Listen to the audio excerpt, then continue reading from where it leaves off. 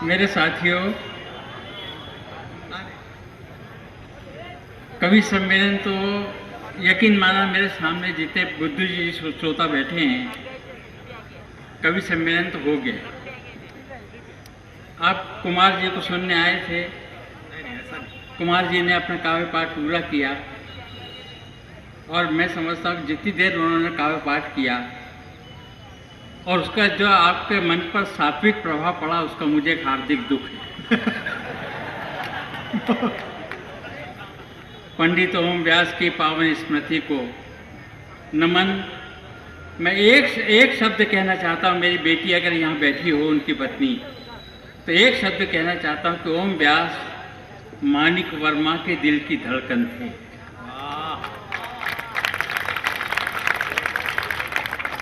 मेरी उम्र 72 साल की है, 74 साल। मैंने 50 साल हिंदी मंचों को दिए और एक बुजुर्ग आदमी को मेरे उज्जैन के लोग कैसा प्यार देते हैं, ये आज मैं देखना चाहता हूँ।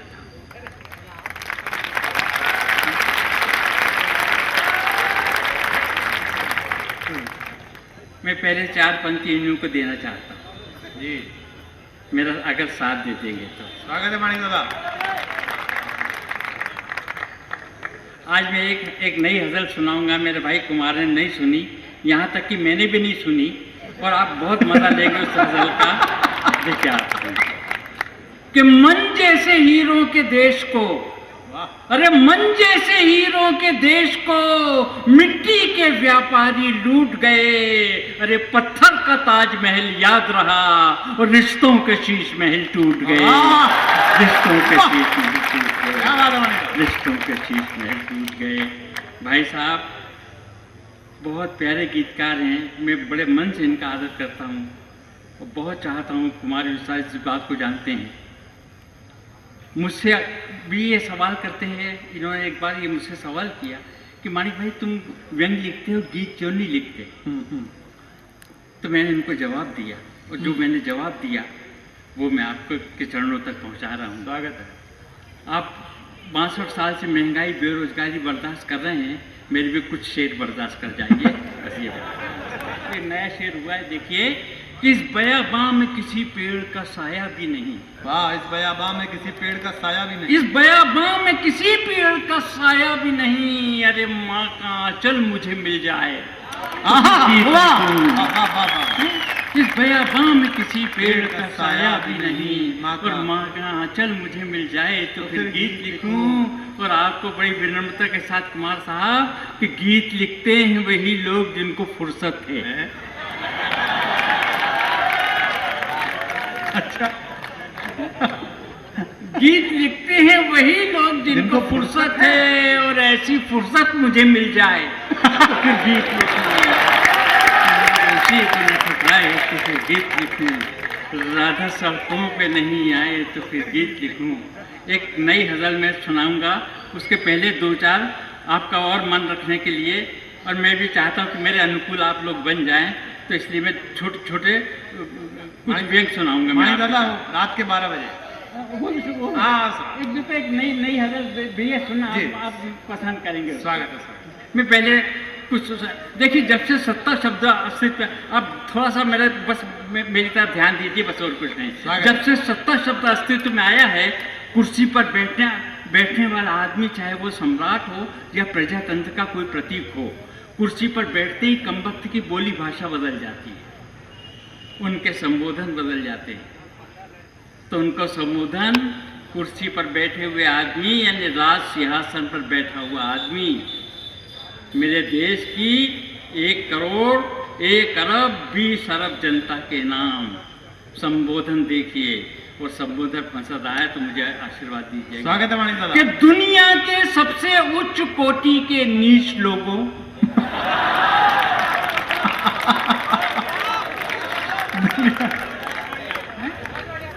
दुनिया के सबसे उच्च कोटि के नीच लोगों, शराब पीते हो?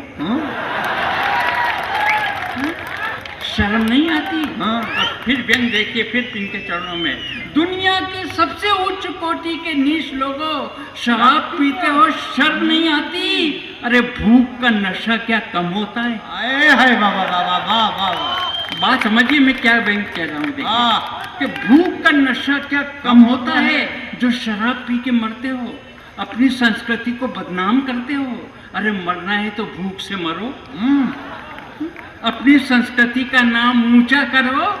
ये चरित्र को ऊंचा उठाने का दौर है, और हम पिए तो हमारी बात और है, हम पिए तो हमारी बात और है, हम पिए तो हमारी बात और है। एक बार इमरजेंसी का ज़माना था, गलती से मैंने अपनी कविता में लिख दिया कि सरकार चोर है। एक थानेदार ने मुझे फौरन अंदर कर दिया, बोले बेटा सरकार को चोर कहते हो? मैंने कहा भैया मैंने ये कहा कि पाकिस्तान की सरकार चोर है या हिंदुस्तान की सरकार चोर है। थानेदार बोले बेटा जैसे हम जानते ही नहीं कि सरकार कहाँ की चोर है।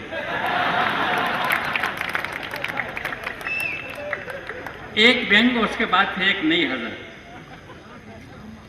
सुनिए, मेरे ढंग से सुनिए, मेरे प्यारे श्रोता हैं, बहुत बुद्धिजीवी श्रोता हैं मेरे सामने बैठे हैं, मैं अपने ढंग से इनको संतुष्ट करने के प्रयास करूंगा।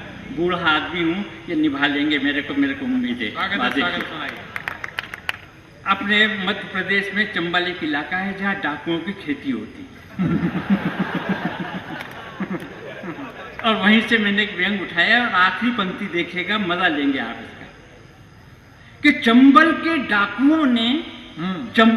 डाकुओं ने एक सरकारी बस लूटी, मगर अभागों की किस्मत फूटी। लूट का जब हिसाब मिलाया 5000 से भी कम पाया। डाकुओं ने फौरन बस रुकवाई, लूट की एक एक वस्तु धन्यवाद सहित यात्रियों को वापस लौटाई। एक रिटायर्ड थानेदार चकराया, डाकुओं का हृदय परिवर्तन उसके समझ में नहीं आया। बोले बंधु आज ये उदारता कैसी? डाकू बोले उदारता की ऐसी की तैसी, हमारे पल्ले का ठेंगा पड़ता, 5000 तो थाने में देना पड़ता।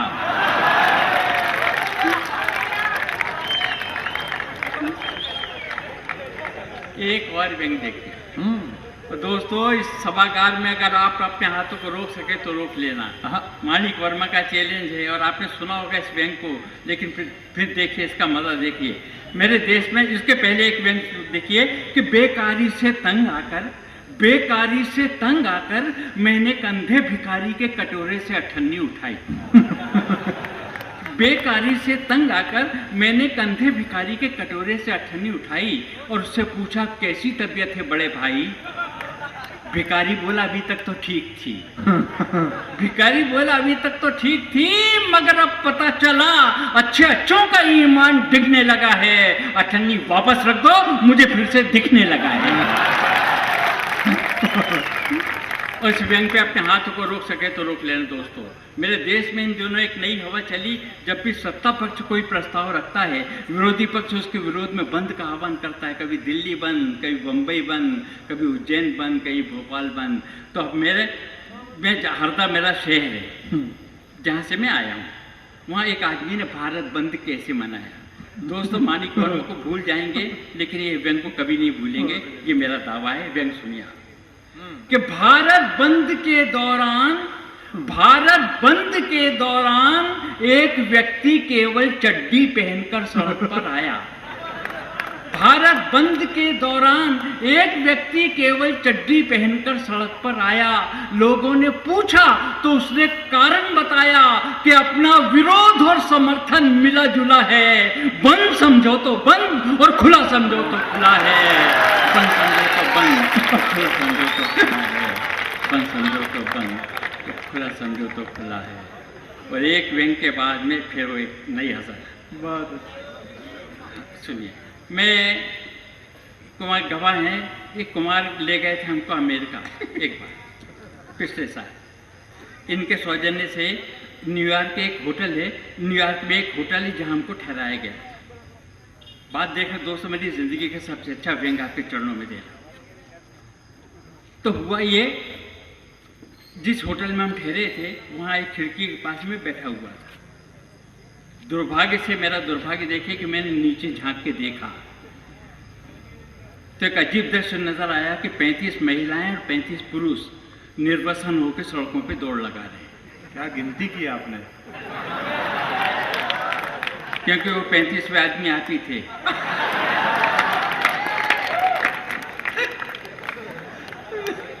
तो उस पुनीत पावन दृश्य को देखकर मेरे पास में बैठे हुए एक अमेरिकन से पूछा, भैया ये लोग पागल हो गए हैं क्या? बोले नहीं भाई साहब, पागल नहीं हो गए हैं, हमारे देश की परंपरा है। जब भी हमारे देश का राष्ट्रपति कोई बात हमारी नहीं मानता तो हम इसी तरह से निर्वसन होकर दौड़ लगाते हैं। अब वहीं देखिए, स्वागत है। कि सभ्यता के इतिहास में एक नया मोड़, सभ्यता के इतिहास में एक नया मोड़। अमेरिका की बदनाम सड़कों पर महिला और पुरुषों की नंगी दौड़। अखबार खोले, एक वस्त्र विक्रेता बोले, भाई साहब ये भौतिकवाद के भूत तो गजब ढा रहे हैं। ये दौड़ते हुए हिंदुस्तान कब आ रहे हैं? ये भौतिकवाद के भूत तो गजब ढा रहे हैं, ये दौड़ते हुए हिंदुस्तान कब आ रहे हैं? हम उन्हें कपड़ों का महत्व समझाएंगे, जो यहाँ नहीं खपे उनको अमेरिका में खपाएंगे। तो दोस्तों, व्यंग अगर लगे तो मुझे आशीर्वाद दीजिएगा। हम उन्हें कपड़ों का महत्व समझाएंगे, जो यहाँ नहीं खपे उनको अमेरिका में खपाएंगे। मैंने कहा यार मान जाओ, अपनी संस्कृति बेचकर पछताओगे। जिनकी आत्मा नंगी है उनको क्या कपड़े पहनाओगे? आत्मा नंगी है, क्या बात है, कपड़े पहनाओगे?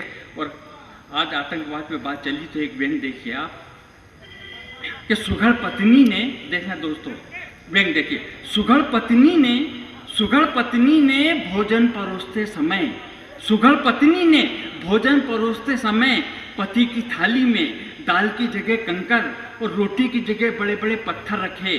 पति ने चखे और थाली फेंककर चिल्लाए, शैतान की बच्ची, मैं कोई भारत की गरीब जनता हूँ जो ये कंकर पत्थर खिला रही है? पत्नी बोली, प्राणनाथ एक बात समझ में नहीं आ रही है। अरे घर में जो उपलब्ध होगा वही तो पाएंगे। आप कोई कसाब जैसे आतंकवादी हैं जो जेल में चिकन और बिरयानी खाएंगे। आप कोई कसाब जैसे आतंकवादी हैं जो जेल में चिकन और बिरयानी खाएंगे। प्राणनाथ ये वो देश है जहाँ देशद्रोही सब सुविधाएं पाता है। उस सीमा पे जान देने वाला सैनिक शहीद होकर भी गुमनाम रह जाता है। हजल सुना दीजिए, हजल। हाँ, तो एक नई हजल सुनाऊं? हाँ नहीं, एक नई हजल। इस उम्र में नहीं करे बेटा, ये हमारी दम है।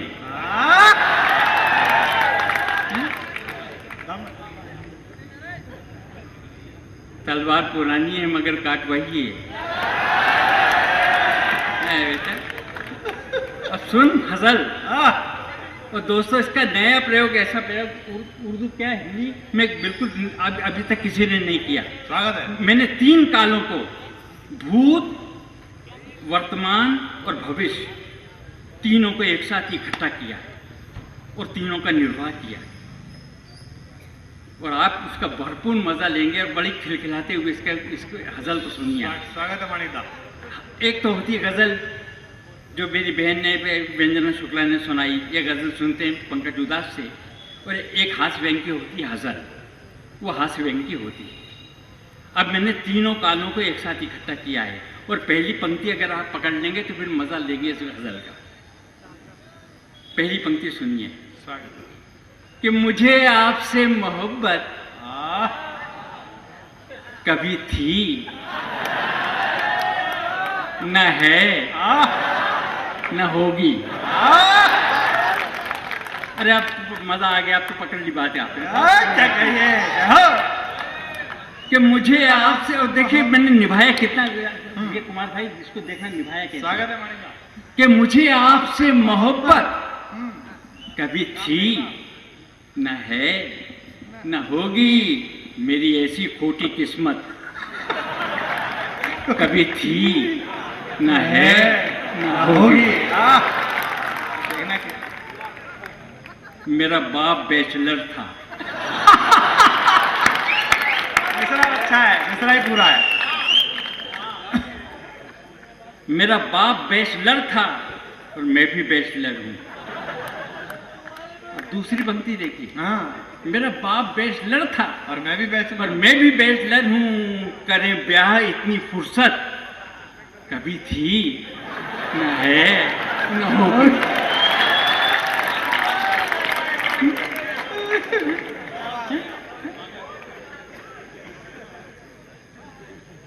अब देखिए, हाँ, इनका भी बैचलर है। मेरा बाप बैचलर था और मैं भी बैचलर हूँ। करें ब्याह इतनी फुर्सत कभी थी न है और न होगी।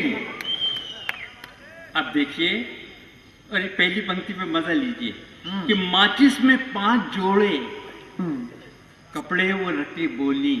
माचिस में माचिस में माचिस में 5 जोड़े कपड़े आ गए। माचिस में हमने सुना कि माचिस में 5 जोड़े कपड़े वो रख के बोली, हमें इनकी भी जरूरत कभी थी न है न होगी।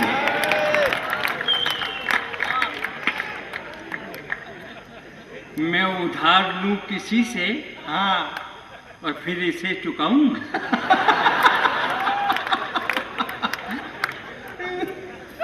मैं उधार लूं किसी से और फिर उसे चुकाऊं, ऐसी खराब आदत कभी थी न है न होगी। कमाल। तू फिजिकली है अनफिट, हाँ मेरी बात मान जा तू। हाँ तू फिजिकली है अनफिट, मेरी बात मान जा। मेरी बात मान जा तू। तेरे बस की ये मोहब्बत कभी थी न है न होगी। अब देखिए, लोग कहते हैं कि मर के अगर स्वर्ग जाओ तो वहाँ बड़े हूरें मिलती हैं, परियां मिलती हैं। अब हाँ। देखिए, जहाँ 100 बरस की बूढ़ी जहाँ 100 बरस की बूढ़ी मिले अप्सराएं मरकर, हाँ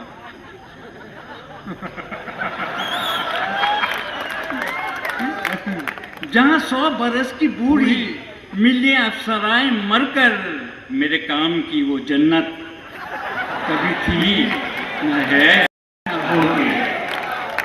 अब यार, हमारे मनमोहन सिंह परमाणु ऊर्जा का संधि करने के लिए अमेरिका के आगे पीछे चक्कर लगाते रहे। अब मैं कहता हूँ भाई कि क्या जरूरत थी? हाँ यहाँ पत्नियां हैं जब तक,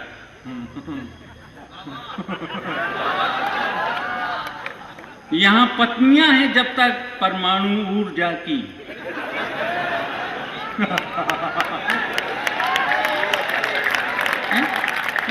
यहाँ पत्नियां हैं जब तक परमाणु ऊर्जा की, मेरे देश को जरूरत कभी थी है न होगी।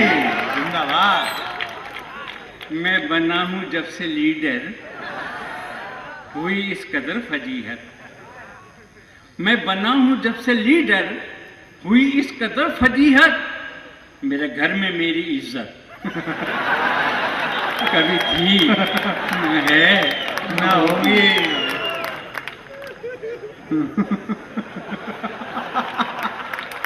वाह बाबा वाह। मेरे देश पे अभी तक, हाँ मेरे देश पे अभी तक किया सबने राज, लेकिन वो चाहे कोई भी पार्टी की सत्ता हो।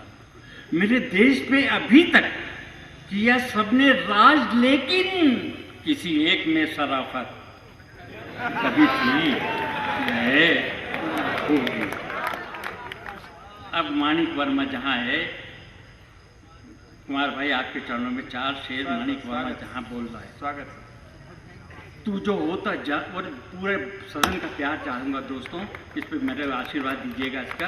ये 4 शेर, और ये उज्जैन की धरती पे मेरी अपनी ज़मीन पे मैं 4 शेर देके जा रहा हूँ। माणिक वर्मा सुनिए कि तू जो होता जानवर तो, हाँ तू जो होता जानवर तो तुझे सब खरीद लेते।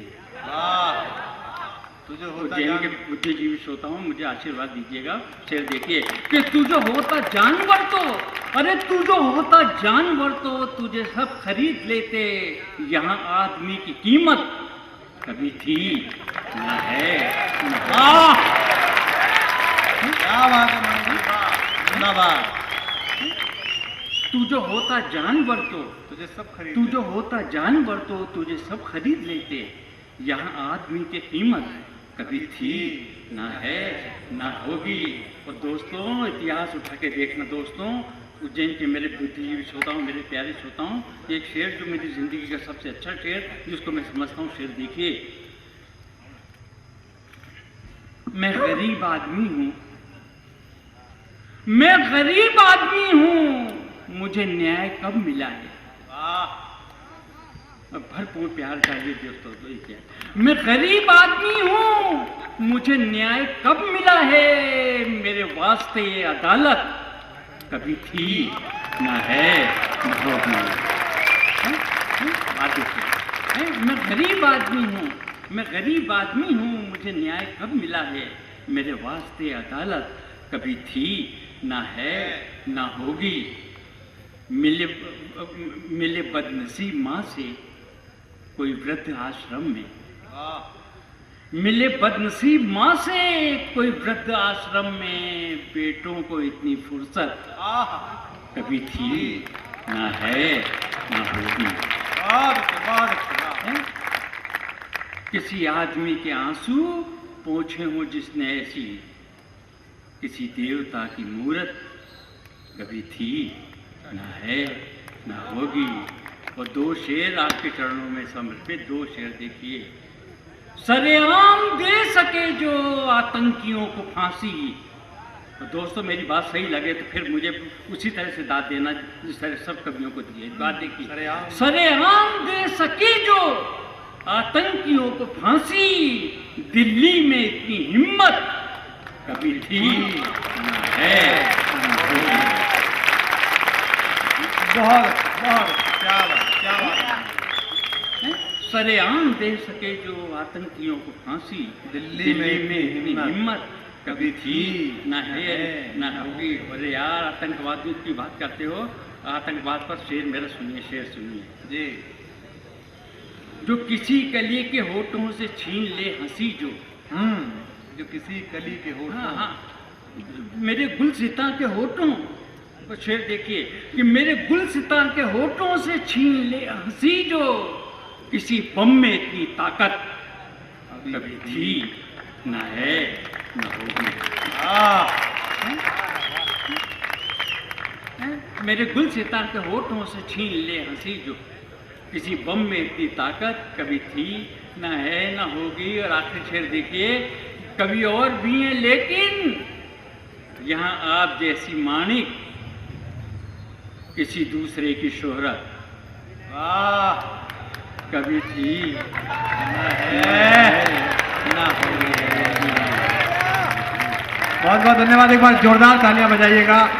और ये सुनिएगा, बैरागी जी ने कभी अपने कवि के लिए कहा था, मैं प्रयोग करता हूं कि हम कंधा तुमको दे न सके, हम श्राद्ध तुम्हारा कर न सके, जो शून्य बनाया है तुमने तिल भर हम उसको भर न सके, पर संभव हो तो सुनो आज, ये इस वंशज की वाणी है, संस्कार तुम्हारा बोल रहा यह गिरा अमर कल्याणी है, इस आंगन में तुमको तांडव हम कभी नहीं करने देंगे, जब तक है शेष ओम व्यास हम तुम्हें नहीं मरने देंगे। एक बार पूरा सदन हाथ उठाकर जोरदार तालियां बजाकर आज के इस कार्यक्रम को समापन करें।